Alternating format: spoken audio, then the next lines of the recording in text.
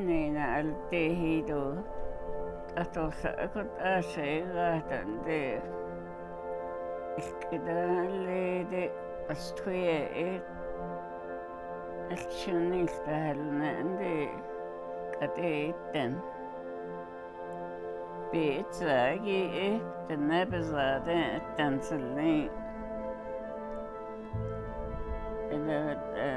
Lugana Getia, the netisti, Eshibina Kehado Ben Kiholnita, Ebinatza.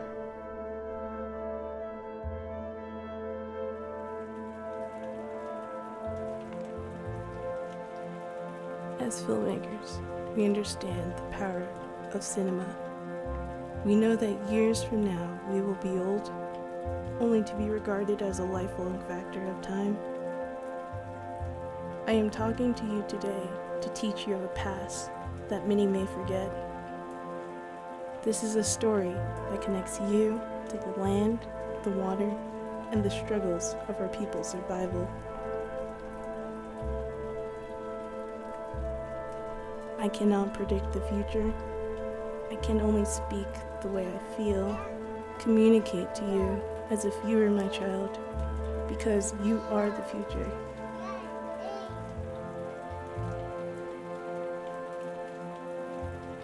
I don't want you to be lost. I want to remind you that the earth you stand upon is your mother, and the sky your father. Once you see the world as living, then maybe you won't create the same mistakes we have.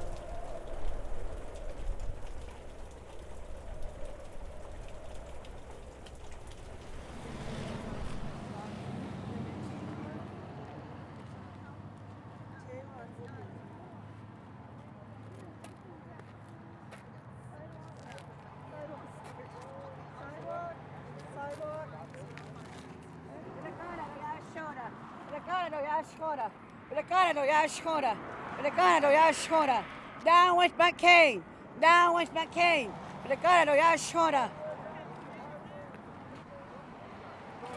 Down with McCain! Down with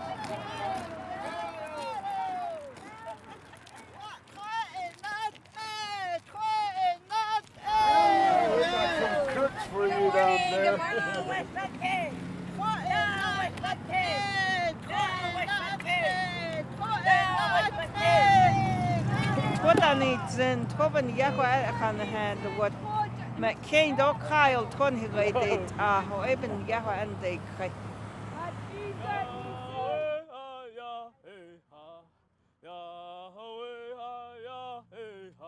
The rivers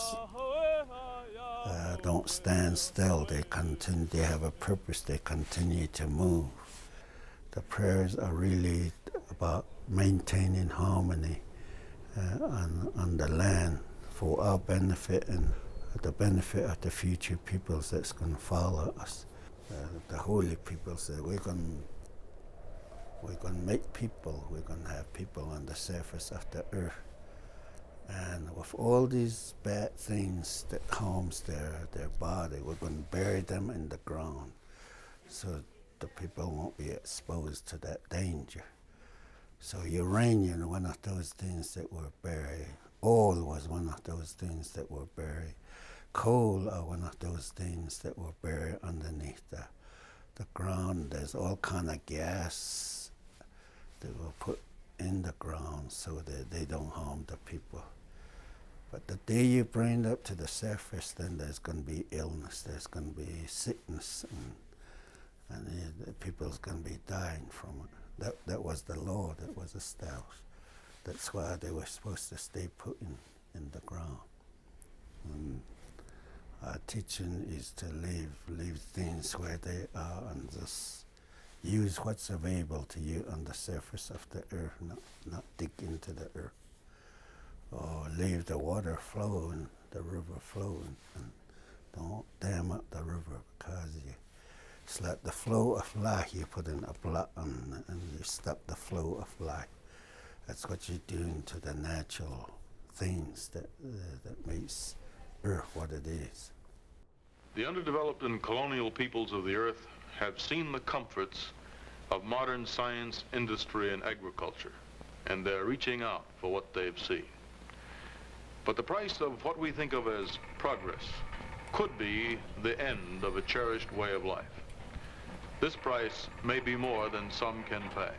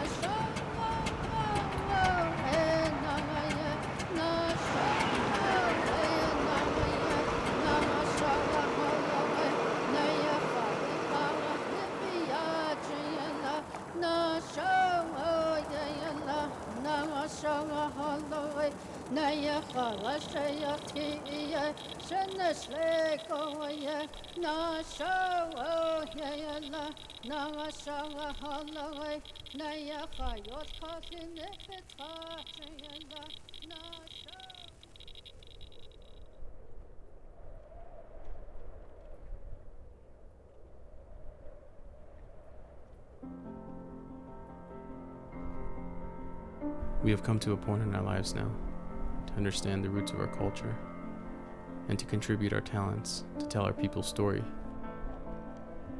We started as kids, trying to make a dent in the world, using our boredom, free time, and lack of enthusiasm for high school to inspire our creativity. Yet as we got older, we transitioned out of this once imagined world. We began to see our culture, our grandparents, and our reservation, and our people as ourselves.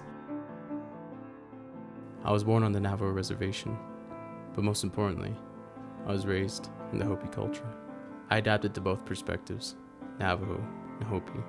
As a child, I never understood the significance of why the Kachinas or the Yebiches sang.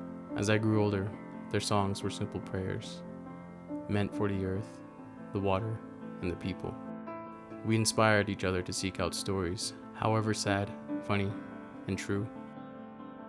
We were given the honor to sit with our elders and to discuss our struggles, to understand our people's existence and what we can do to save our culture. We simply started how we always started, picking up the camera and filming.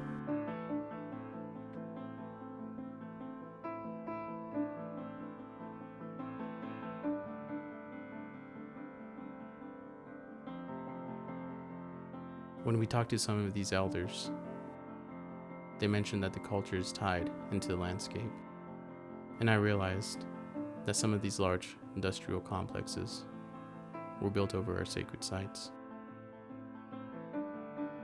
Through this documentary, I have learned that these industries around our reservation have plagued into our families' lives, as well as our culture.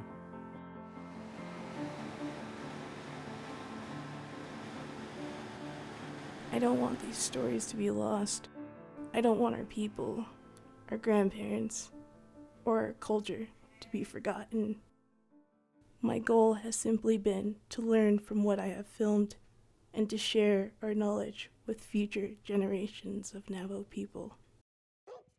However, the more footage Jake and I collected regarding issues within our Navajo landscape, the more horrendous and serious the content became.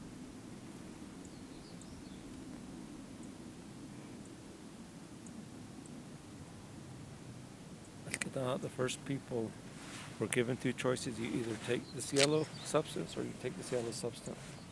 And uranium. They're both almost, when you look at it, it's almost the same. So the people chose the corn pollen. And never to be disturbed, never to be brought up. If you bring it to the top, going to cause devastation to the people. That's what we're going through. We're approaching the Perko Wash. This is the wash where the July 16, 1979 UNC mill spill happened. So this is part of the wash where this Perko wash runs all the way through, right through the center of Gallup, all the way through Holbrook, all the way to Winslow. In 1979, at Church Rock, New Mexico, northeast of Gallup, a dam at the United Nuclear Corporation mill broke, setting 95 million gallons of radioactive water and 1,100 tons of radioactive mill waste down the Puerco River, eventually leading into the Little Colorado River shed. So now we're going to be coming up to a small community that is sandwiched between two abandoned mine sites. For more than 30 years, UNC didn't do anything, especially on their mine property, up in the canyon up that way. A lot of that contamination blew over the community here. This is the Redwater Pond community.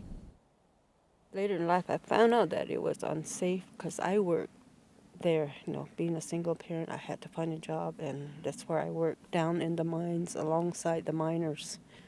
And back in 2006, I was diagnosed with lymphoma, and we think it's probably from that. So I've been having health problems just from the chemo, from the cancer.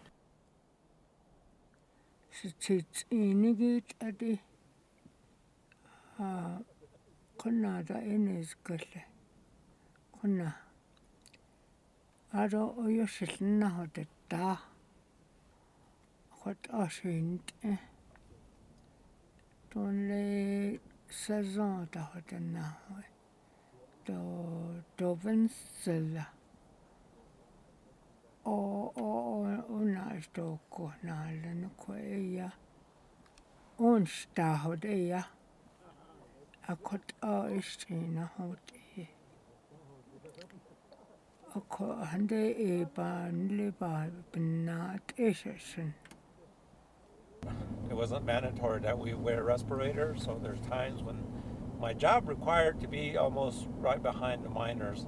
And so a lot of times I had to go back into these tunnels where there was no ventilation. And so I did that for over 7.5 years. Sometimes places would be filled up with water, kind of had to crawl on the side, or sometimes I'd just go right into the water. They'd be up to past my knees. I'm experiencing a respiratory problem, and I contribute that to breathing in the dust. If this were to happen in Los Angeles, Phoenix, or New York City, this would be taken care of in a heartbeat. Yet it happens here, on our reservation. This uranium is evil. Once dug up and oxidized, it has the potential to genetically affect future generations of people, including me. As uranium decays, one of the degradation products is radon, which has a very short half-life, and it tends to bind to particles, and that's why they caution people in homes where you smoke, where there's a lot of particles in the air. Radon can cling to those particles and get taken into the deep lungs. Very similar situation in the mines where you had a lot of dust and you had a lot of diesel exhaust from the equipment that was underground, and the radon particles could also cling to that. So it got inhaled by the miners, deposited in the lungs, and there it's quite toxic. It causes lots of damage. It can either break cells and pass on with damage to the DNA. It can kill cells outright. And it can also not cause any damage to the cells. So, radiation has a mixture of possible effects, and obviously what we associate is the damage that either kills cells directly and leads to long-term damage in organs, or that leads to genetic damage that then gets passed on through generations. Just 100 yards from the Little Colorado River, outside the community of Cameron, Arizona, with no signs of telling us to stay out or warning us of high radiation, there lied a contaminated open-pit uranium mine. In a recent New York Times article published April 1st, 2012, the radioactivity at the former mine is said to measure 1 million couts per minute. translating to a human dose that scientists say that could lead directly to malignant tumors. The article also mentions 2 days of exposure at the Cameron site would expose a person to more external radiation that a nuclear regulatory commission would consider safe for an entire year.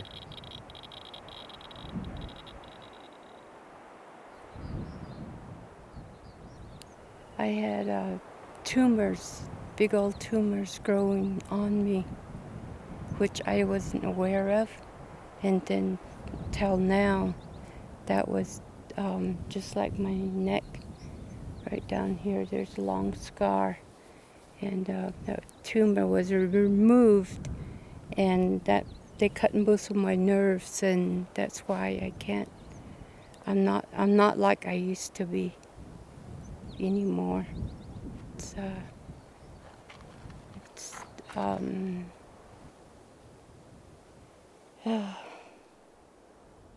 We've compared the water quality from the wells that people have reported that they have been drinking from. So we're talking about unregulated water sources, the ones that were originally put in for use in watering livestock, or some of the springs that are naturally occurring springs that people still use for drinking water. And what we found is that the most common exceedances of those are highest for arsenic and second for uranium. Some of that is related to the legacy of uranium mining.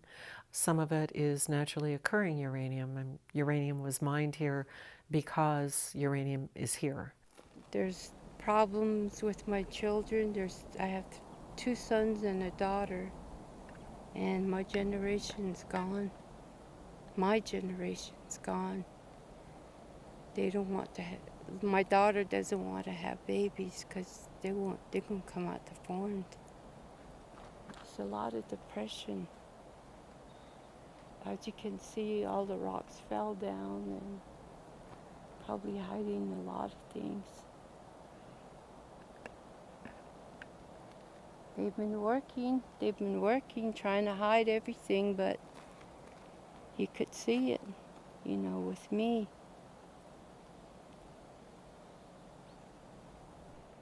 I wonder what our ancestors who roamed this area so many years ago may be thinking as they look down from heaven on this ceremony today.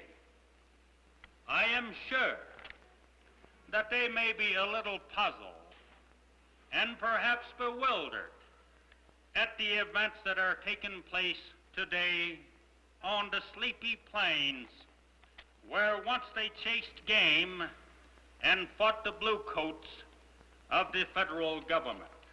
We're at a time for change and restructuring, and what we don't see is individuals, Navajo Nation registered voters, members, coming to us and saying this is the way we want our government to be. Nobody is bringing in a document or a plan to us. So I really believe that they need to be part of this. This is their chance through the chapters or through organization, through schools, what have you. They need to be part of the government. How would you like to see your government in the future? Do we need a reservation? Shall we keep a reservation status? Or shall we become part of the state, part of the United States, really truly become part of that?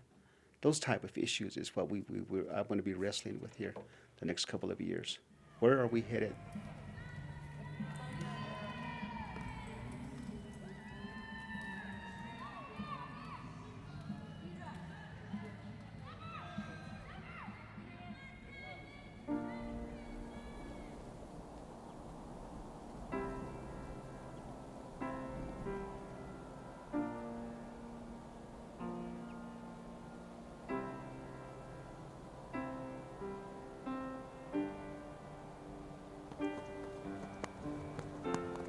When we say a sovereign nation, what are we really talking about? We're just copying other sovereigns. So to me, I don't think we're really truly a sovereign nation. The government, through their treaty with us, have given us a right to, within this reservation, which is trust land, to form our own government and to basically oversee each other. That's basically all it is. And so sometimes I wonder, is our alliance here in Navajo, or is our alliance in the United States government? We do all the rest from here, but in order to make it valid, the government still has to sign off on it, which is the Interior Department with the Bureau of Indian Affairs. So we still rely on them because we're still under their jurisdiction.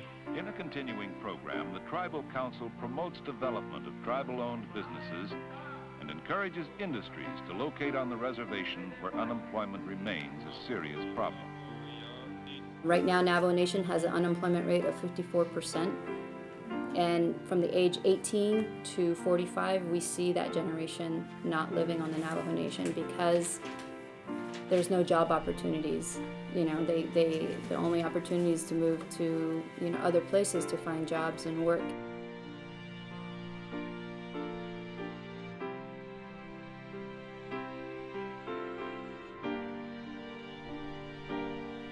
Right now at our home site here, we don't have running water. We haul like twice a week, about like 10 barrels, so 20 barrels every week. We have to haul for our livestock here. And that's like, usually we go to Hard Rock, which is like 15 miles, so that's 30 miles round trip. For 3 55-gallon barrels, we pay about $1.71 at Hard Rock, but there are other places that are more expensive than that. And here, the Navajo aquifer has been used for a long time, and people down here, they don't have access and use of that water. What has happened is that we have created an oasis for Phoenix, and they have taken our oasis away from us. During the summer, I usually have two drums here, one on that side and one here. I don't remember, it was close to 500 gallons all together.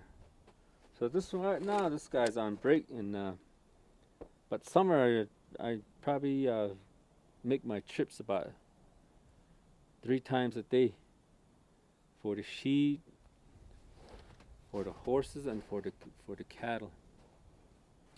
When this fills up, I transfer it to here. That's why you see just like here. So this is just one of the ways to be easy on ourselves to collect water by runoff from the roof for our animals and for our plants, trees, and especially orchards, peaches and apples. And it's really rough for us. It's not only me, it's the rest of the people that are trying to live this way of life. Before the power plants, I guess people always used to know when the monsoons are coming. That's how people survive, and they depended on that, and how they planted. But now it's just seems like everything just went unorganized. Looks like the monsoons sometimes they don't come around. The cost, as far as associated to coal, it's damaged our water. It's damaged, if we put a price tag on that, how much would that come up to? Mm-hmm. It's damaged our children's health and people's health with respiratory illnesses and asthma. Let's put a price tag on that. It's damaged the land quality and ability to do, if we wanted to do farming or build a home. It's relocating our people from off our land. It's doing all these things, so it's making us unsustainable, I think. Very few people actually farm, and they're actually getting money from it. A lot of the farming that I see now is just basically like a family unit. That's their farm for just their family. That's it. None of it is really being sold or exported. So we're not really in the farming business right now. And that's why some of our water rights settlement has been very, very hard, because we couldn't prove that we're going to use this for irrigation. But because of our resources, our natural resources that we have, that's what we're so dependent on right now.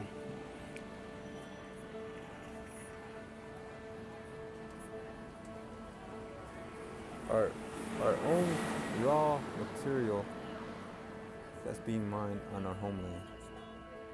Why can't we just come produce power from the sun and then come directly to the people that don't need any desecration of anything, the land, the water, or the air?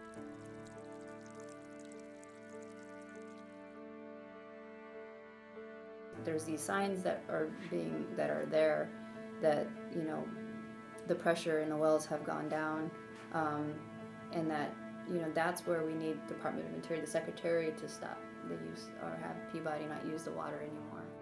The rate of the water, the price of the water, it was at the time when they were slurring coal to Laughlin, Nevada, was at $900 to $1,000 per acre foot.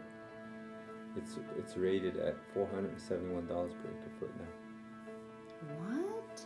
So that's another finding that is also of our concern too. Of this pristine ice age water has that value of the water. And what was the original agreement price at? Oh, $5 per acre foot. And to Hopi it was $1.67 per acre foot.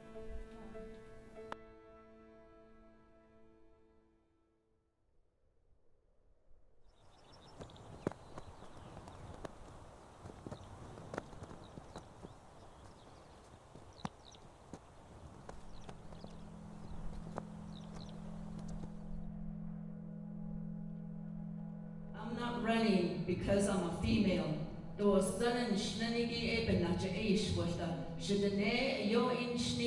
Because I am qualified and I have the ability. Get back to our livestock. How about buying some more land so that we can feed the livestock in different areas? How about going back to farming?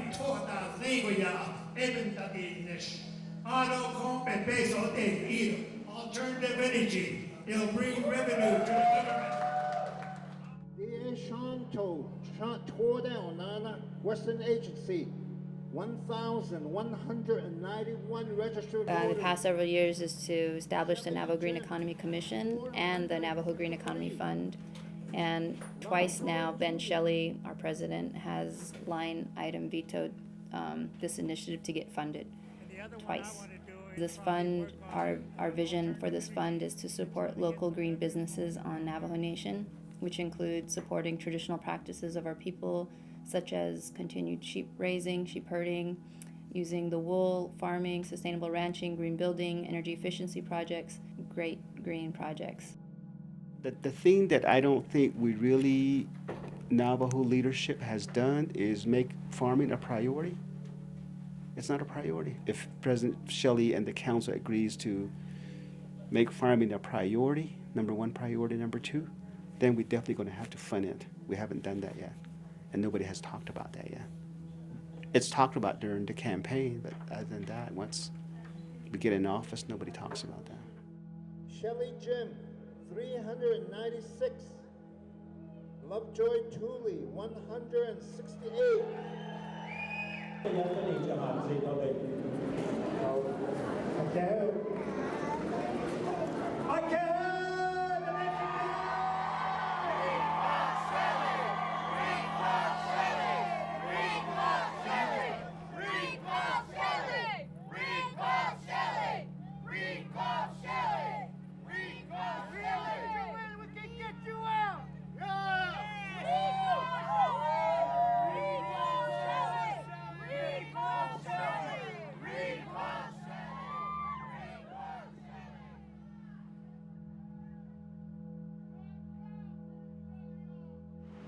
So if you don't mind, could you just step back away from the vehicle,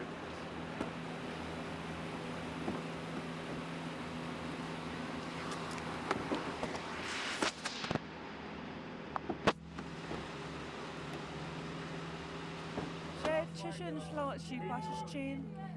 zilin sade onasha. Din hinant ada jilinegi. On he todo beta inanegi on he ada ji nesaban ji kai ada ji kha. Edota ek adota. Khati shalin ha anjota. Joton to jon khajo gastala. Shalin ha anjota. Toy badani jo en hitsoke don lay wahot da kaygin lay khalchinen hiyaje jo eba et khada banda jitne khode yeah.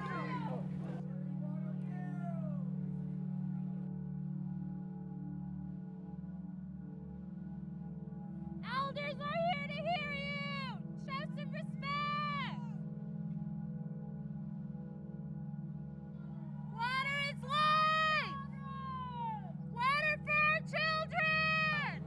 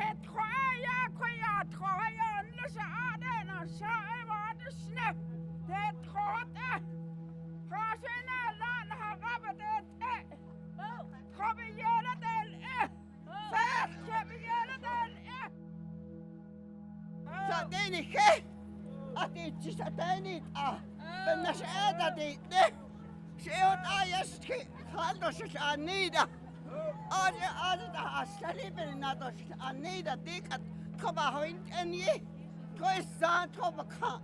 I don't yaba, that's it, now Sanchama, I don't yell, big eyed Elbayata, the right corn, Jenny, Kitty, Jenny, Shallow has AJ Lahadotni, said the best of them don't late. You can't hire your stuff. To this day, the multi-billion-dollar company continues to deplete the Navajo people's only source of potable drinking water, the Navajo aquifer. The iiná aquifer is pristine potable drinking water. From 1968 to 2005, Peabody Coal Company used a mixture of half potable iiná aquifer water and half coal, called slurry, and transported the coal slurry through a 273-mile pipeline to Mojave Generating Station in Laughlin, Nevada. It is estimated that every year, for over a 40-year period, 1.3 billion gallons of water was used in the process. The Navajo Reservation lies between the upper Colorado River Basin and the lower Colorado River Basin, yet the 173,667 Navajo residents who live on the reservation receive no drinking water from the Colorado River. With the help of the Central Arizona Project, pumps 500 billion gallons of Colorado River water a year and diverts the river's natural course 336 miles to the communities of central and southern Arizona. The CAP receives its energy from Navajo Generating Station, which is not owned by the Navajos, but rather 6 entities. The Bureau of Reclamation, who is a subsidiary of the Department of Interior, owns 24.5% of NGS.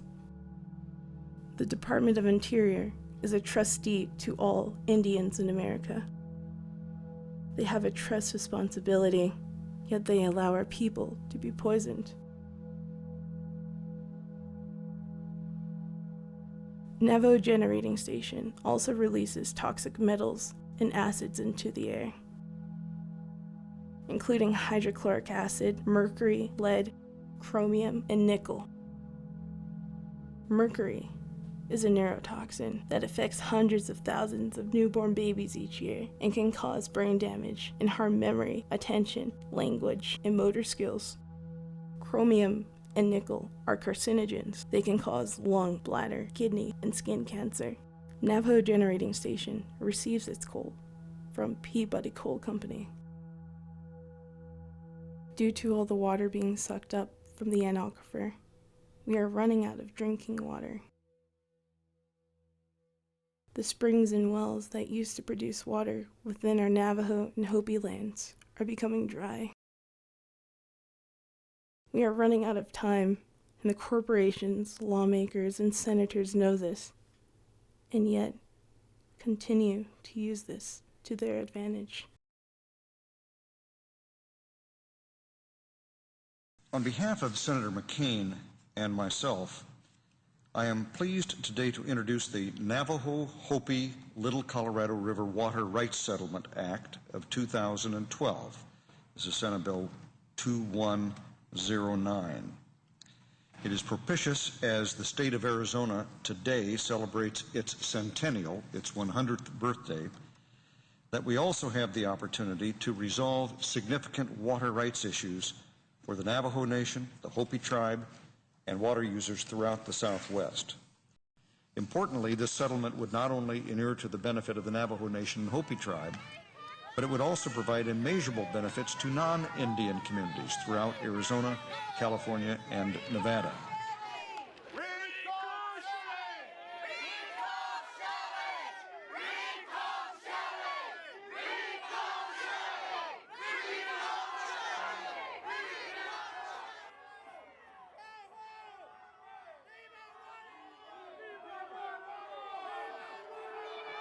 They don't know. They just don't have the answers. They're just going along with it.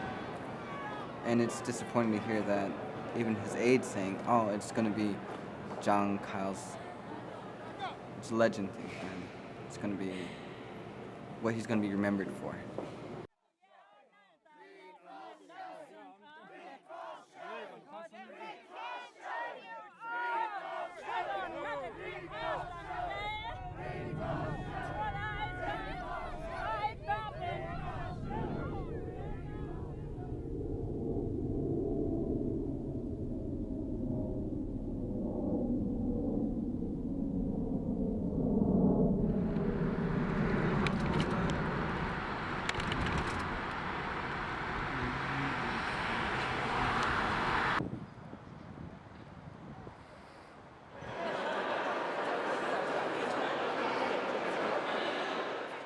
I tried going to the Navajo Nation Council, then the delegate of Ganado.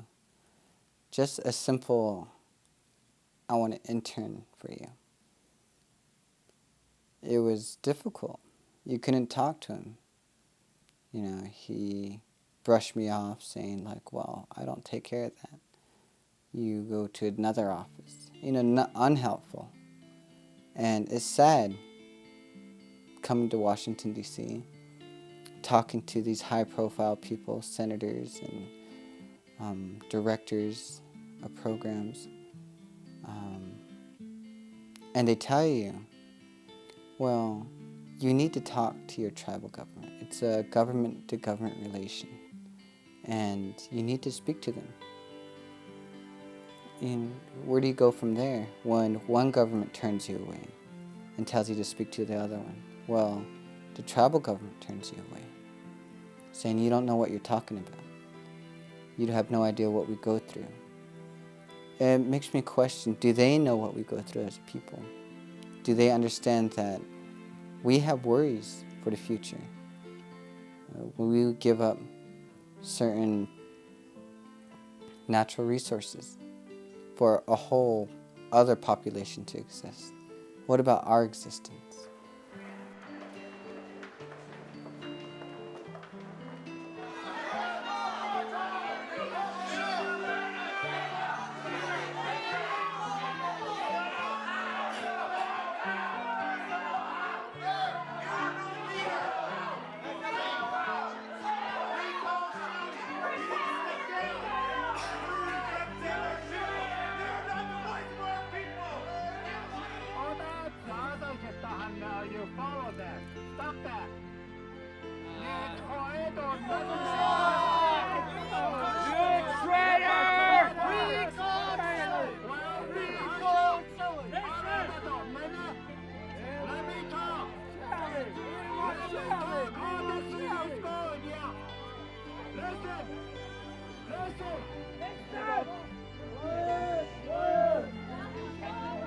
put that on. No, I'm just going to leave right now.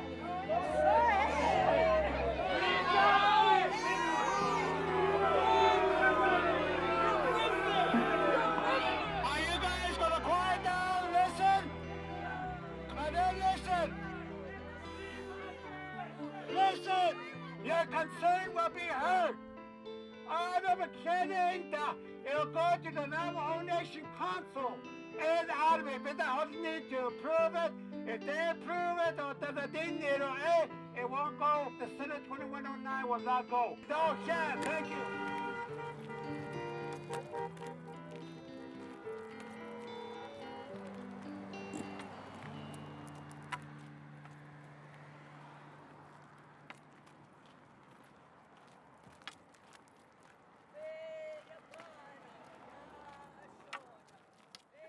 Navajo way of understanding our universe is not, we didn't make those things. Those things were done by something that is larger than us, that we can't manipulate, something that was put in place here for us. So if we understand and appreciate the universe and the way things, the nature of things, we come to understand and respect what is it that we need to preserve and protect and carry forward. Because without it, we're just going to be in disharmony or disarray. So we need to really preserve what has been done in the past in order to be also in balance and with nature in the future. So that needs to be understood both ways and respected in that same way. We just can't have one part of it. You have to have the whole unit in order to be in harmony in the future as well as it was in the past.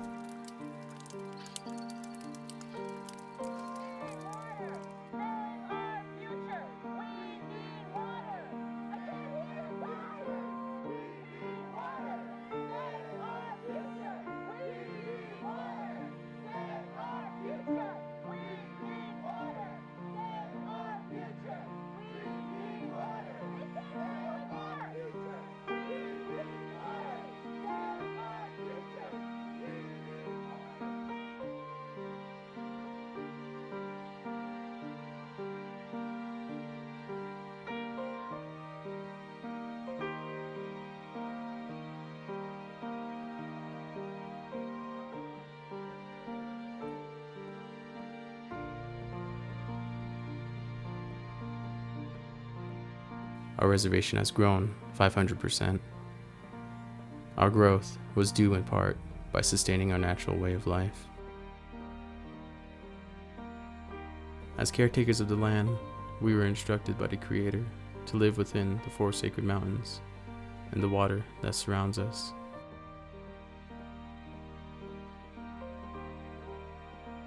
Both the Kiva and the Hogan represents our place in the universe. As Navajo and Hopis, our religion is of nature, based on sacred springs and mountaintops. We are guided by natural laws. From birth to death, we are a part of the earth. It is said through the beauty of nature, we gain the beauty in our lives.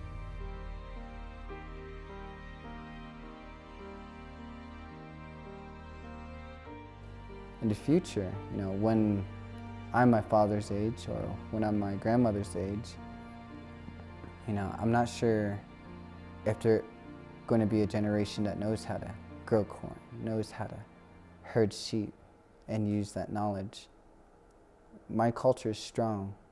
It has been strong, and it's still strong, but it's us, the generation, who are weak. Are we just going to give up and let our culture disappear, let it leave us, and not stay connected with it? Or are we going to struggle and keep on the fight to hold it and hold it sacred. Because without us, that culture's always going to be there, but we just won't remember it. What we share with other tribes is a sense of virtue, a heritage of belonging to the earth. We are only seeking acceptance within our cultures. We have hope in our hearts to continue our work for the duty of our earth.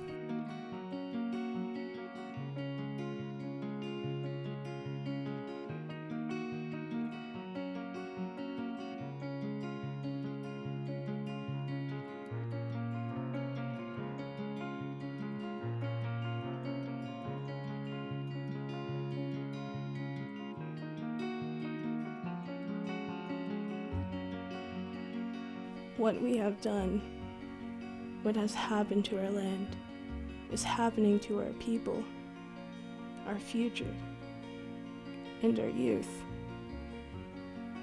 Disparity has left scars upon our lives. The pain that seeps into our spirit. We continue to struggle. We fight each and every day to preserve these memories as truths.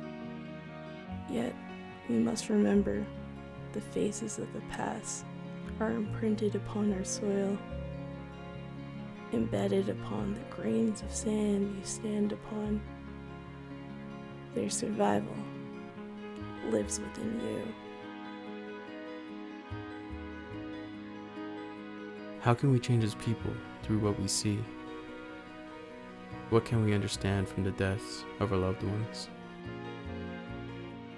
Should we acknowledge the worlds they have traveled through to teach us what we know now?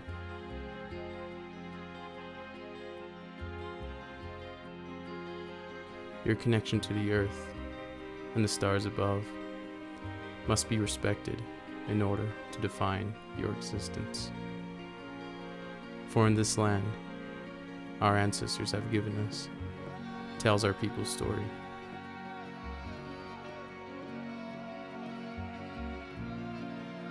With every ear of corn, and every song that is sung, every drink of water gives you the power to inherit their legacy.